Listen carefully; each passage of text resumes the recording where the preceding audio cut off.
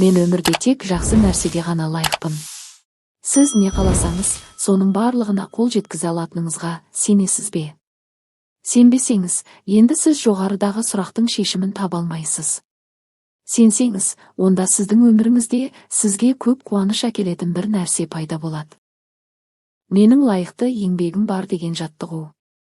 Тағы да айнаға қараңыз да, менің сізге бұл нәрсені иеленуге, немесе осылай болуға лайықты еңбегім бар, және соны қазір қабылдаймын деңіз.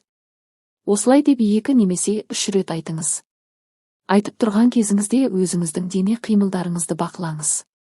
Өз айтқаныңызға өзіңіз сеніп тұрсыз ба? Егер сізде бұл сөздерге қарсы қимыл байқалса, онда маған қарсылық білдіріп тұрған нәрселерден өзімді азат етемін. Менің лайықты еңбегім бар деген алдыңғы сенімге қайта оралыңыз.